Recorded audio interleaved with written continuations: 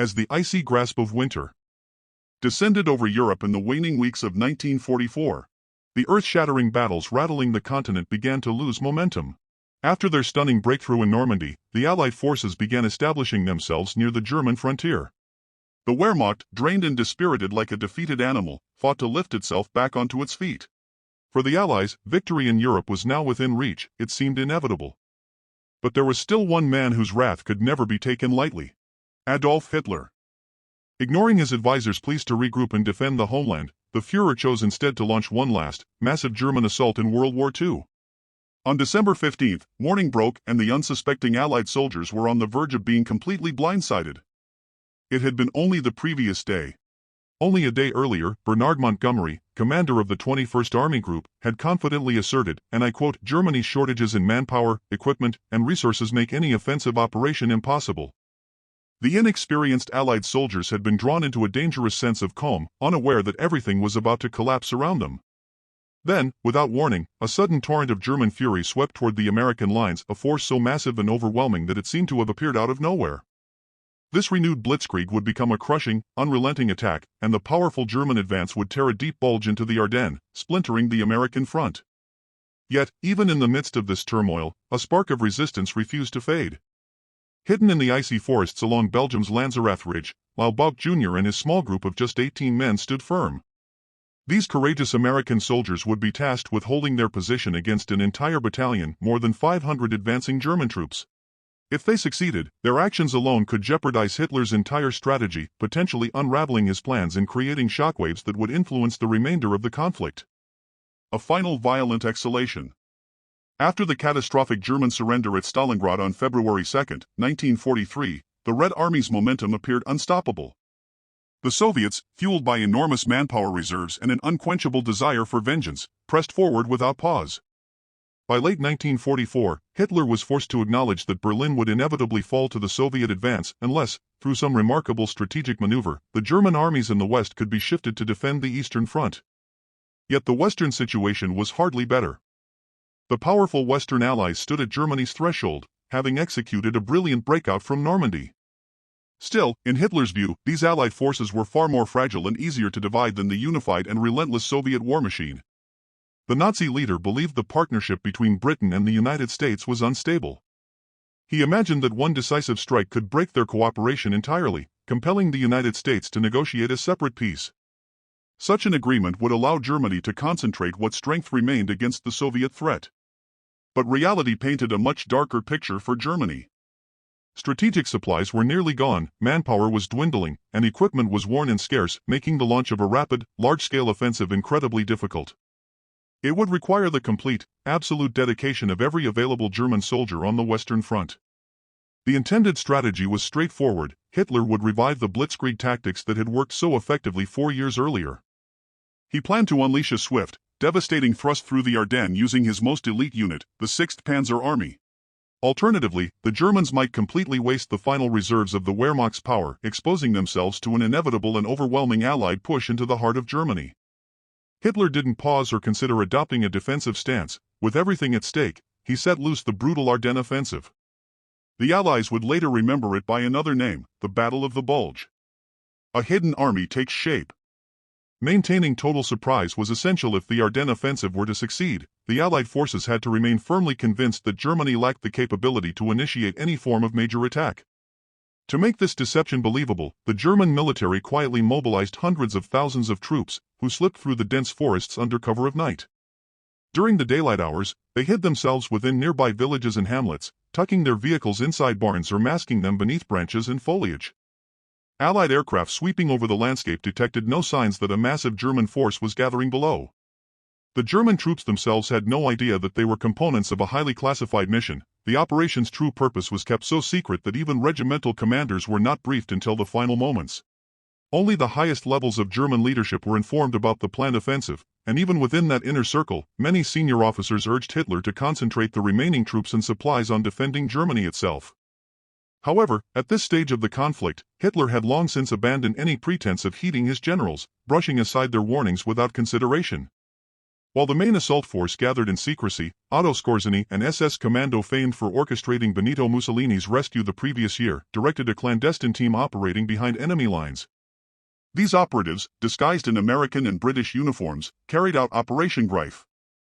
The English-speaking German infiltrators caused widespread disruption among the Allies, damaging supply routes, sabotaging communication points, altering road signs, misdirecting troop movements, and generating chaos during the critical hours leading up to the offensive. The unit even succeeded in steering an entire Allied regiment in the wrong direction. At the same time, another elite German unit carried out Operation Stasser, an audacious nighttime paratrooper drop behind Allied lines aimed at seizing a critical road junction near Malmedy, Belgium. The overall secrecy of the German deployments worked flawlessly, lulling the Allies into a false sense of security, as they never fully pieced together the scope of the German special operations. This lightning-fast mobilization, conducted under extreme strain, stretched the Wehrmacht's supply lines to their limits, but the Germans recognized that it was now or never.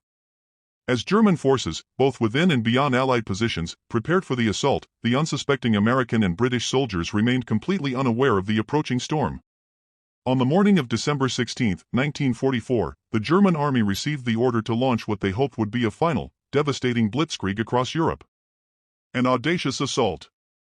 In the pre-dawn hours, the feared 6th Panzer Army, led by the notorious Sepp Dietrich, struck suddenly and violently against U.S. positions. The attack caught countless American troops off guard, many still in their tents, scrambling desperately to arm themselves as German tanks relentlessly overran their defenses. Contrary to Hitler's directive to begin the offensive with a massive artillery bombardment, Otto von Manschufel and the 5th Panzer Army chose a more subtle tactic, quietly crossing the Sauer River to surprise the sleeping Americans. The sudden and ferocious attack threw many inexperienced U.S. recruits into sheer panic. Some fled in terror, while others reportedly froze in fear, overwhelmed by the chaos around them. In an instant, the Ardennes front lines were plunged into a chaotic nightmare for the ill-prepared Allied forces. The German offensive produced immediate and decisive victories, overwhelming one Allied position after another and skillfully advancing deep into French and Belgian territory.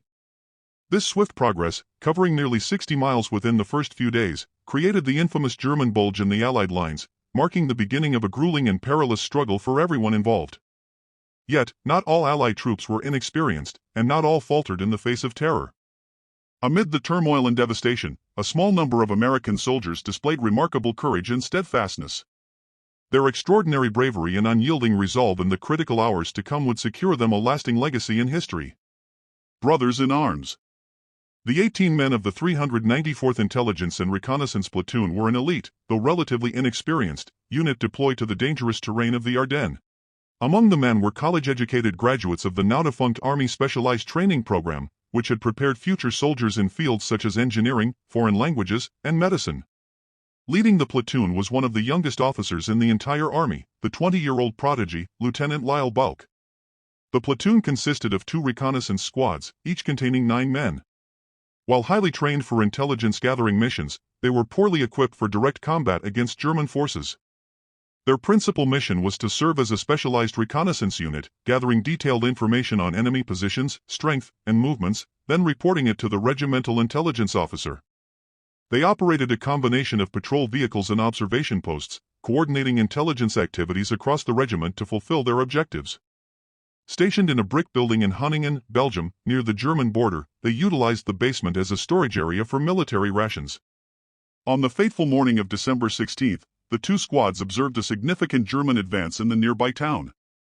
The Americans were effectively isolated, with communications to higher headquarters heavily disrupted and reinforcements nowhere in sight.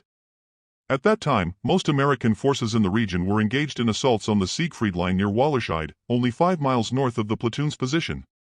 Although they anticipated a German counterattack, the sheer size and strength of the approaching force far surpassed their expectations.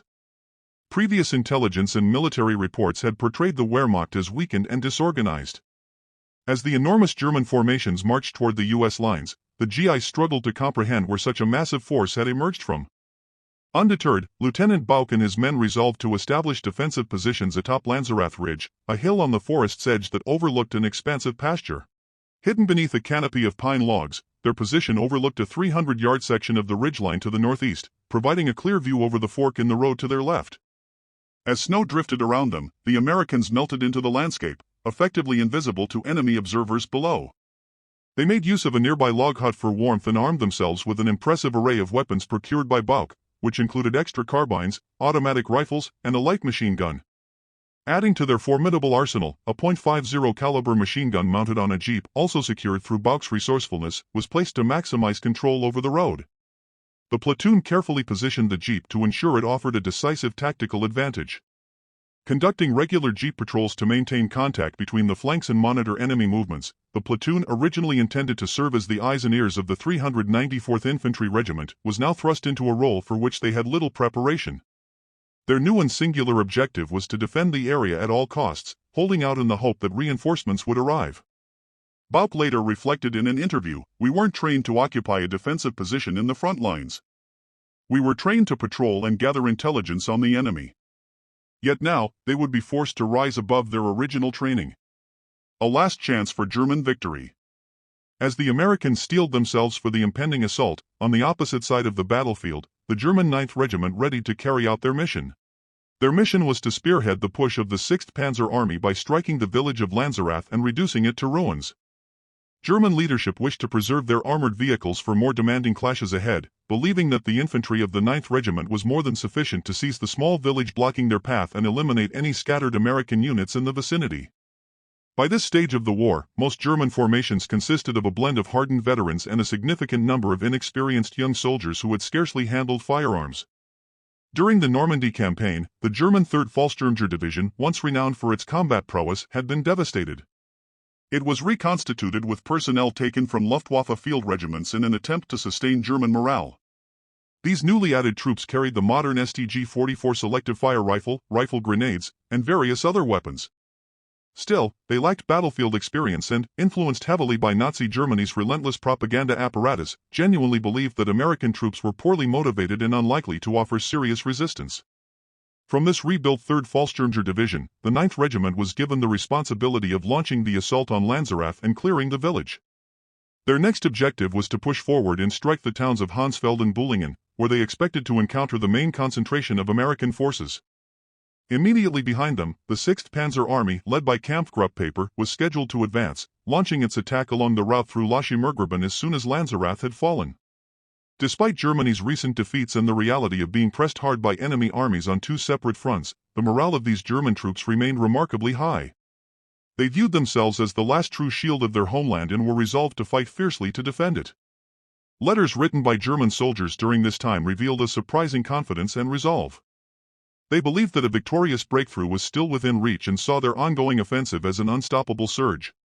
As German forces pushed through the dense forests, the 500 men of the 9th Panzer Regiment, joined by 50 soldiers from the Fusilier Regiment, continued their march, entirely unaware that a small American platoon lay ahead, ready to disrupt their advance with unimaginable ferocity. While the 9th Regiment pressed toward the vastly outnumbered American defenders, they were keenly aware of the massive strength at their back: more than 500,000 troops, 1,400 tanks, and 2,400 aircraft now moving forward to unleash the Third Reich's final surge of fury. It had been years since most German soldiers had witnessed an offensive of such magnitude. Many were invigorated by the belief that this was their moment to reverse the course of the war and revive the fading dream of the Thousand-Year Reich. They had no idea that their advance was about to be halted by fewer than 24 American soldiers. The battle for Lanzerath Ridge. A deep, ominous rumble from a 2-hour rolling artillery barrage marked the opening of the German assault. Curled inside their foxholes, the I and their platoon braced themselves, clenching their jaws as the ground shook violently beneath them. By some miracle, the shelter of the foxholes was just enough to protect them, and the platoon emerged mostly unharmed. But their momentary relief quickly vanished when they realized the Germans had cut their communication lines, isolating them completely and preventing any call for support.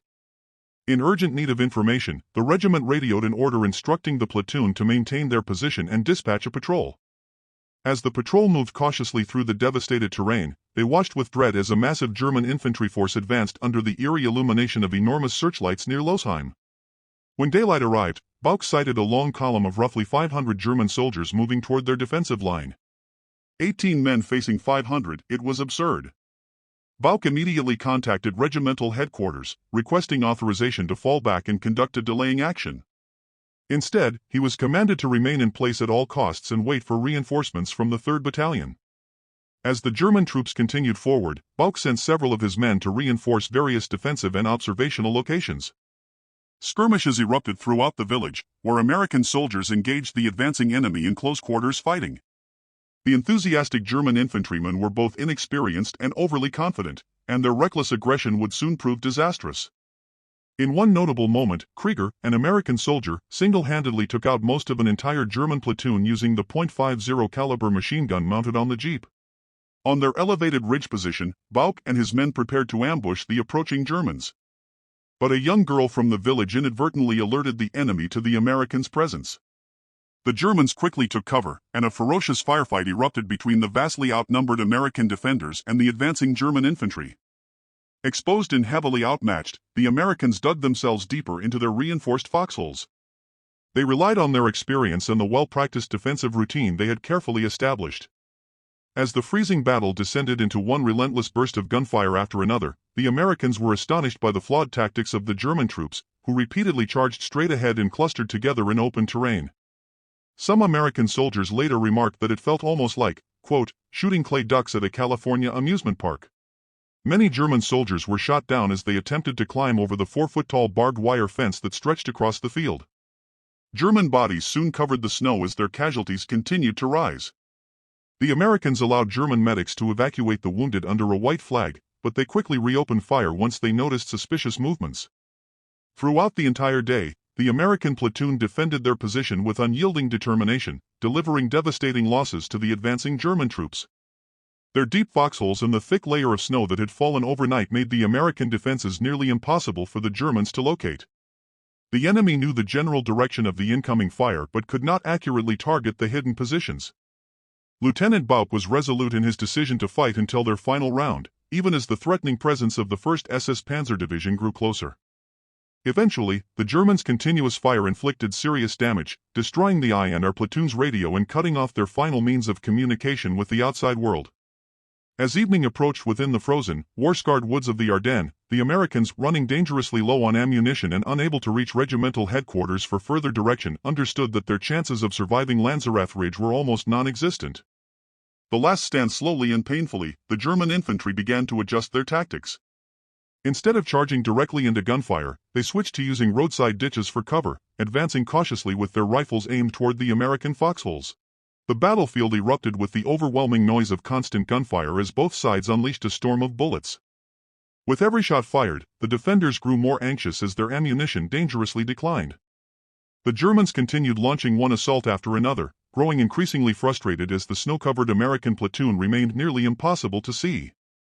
Even though they were drastically outnumbered, the Americans' superior defensive position inflicted severe damage on the Fallschirmjäger regiment. The brutal firefight between the mere 18 Americans and more than 500 German soldiers raged on for hours. They repelled 3 major assaults as smoke filled the air and the sharp stench of gunpowder drifted across the battlefield. After the third attack collapsed, hundreds of German soldiers were left sprawled across the dirty, snow-covered ground, while only one American had been injured. Despite their extraordinary success, the platoon understood that they could not survive many more attacks. In an interview with the New York Times, Bulge later explained, "We were scared, we were exhausted, and it felt like a nightmare. It seemed endless. We couldn't get help. Everything felt hopeless." Completely drained, freezing, and running critically low on ammunition, Lieutenant Bulge made a desperate attempt to arrange reinforcements or receive permission for a tactical withdrawal. But just as he prepared to signal a fighting retreat, the Germans outmaneuvered the tiny American force, circling around, breaching their defenses, and overwhelming their foxholes. Yet even in their moment of victory, German losses continued. As they captured the ridge, several attackers were killed by grenades attached to tripwires and detonated by the Americans who were still hidden and resisting to the very end. Surprisingly, the Germans did not execute the defenders where they had fallen. Instead, a German officer yanked Bulge out of his position while aiming a machine gun at him. The Germans were convinced that there had to be hundreds more American troops nearby, and they demanded to know where the rest of them were. Bulge had no information to give, and he was certain his life was about to end when the officer pressed the weapon against his back and pulled the trigger. But incredibly, the gun only clicked; its ammunition had run out. In that very moment, both Bulge and the German officer were struck by incoming bullets. The German officer was severely wounded, while Bulge was hit in the calf. German Sergeant Vince Kulbach quickly took control of the situation, seized Bauch, and demanded to know who was in charge. When Bauch stated that he was the commanding officer, Kulbach could hardly believe that this young American had directed the entire defense with only 18 men. Grim fate. As he and his men were marched away, Lieutenant Bauch had no understanding of what they had truly achieved. At that moment, their capture felt like an overwhelming failure, and he tormented himself with the belief that he should have withdrawn sooner instead of allowing his men to fall into enemy hands. Their future appeared just as bleak as their final stand on Lanzerath Ridge. The members of the I and our platoon who were still able to walk were taken into Germany, while the badly injured were placed onto trucks and eventually transferred onto trains. Bauch was squeezed into a single livestock railcar with 71 other prisoners of war, enduring days of travel without any food or water. By Christmas, 7 men in Bauch's car had died, and the survivors clung to life by the faintest margin. The POWs were moved to hospitals in Frankfurt and Hanover before being placed in a prisoner of war camp. When Task Force Baum of Patton's 4th Armored Division attempted to free the camp, Captain Abe Baum was stunned by how many prisoners were there and was unable to rescue all of them. During the raid, most of Baum's force was captured, and Bauch was taken again, though he was released barely a week before the war concluded. Physically broken, mentally exhausted, and pushed to the edge of delirium after enduring so much torment, Bauch required months of hospitalization once the war was over. Even then, he did not believe that he or his men had done anything remarkable. He later reflected, "We were in those foxholes, and all we tried to do was defend ourselves and survive." Overdue recognition. As months passed into years and historians finally examined the closing chapters of World War II in detail,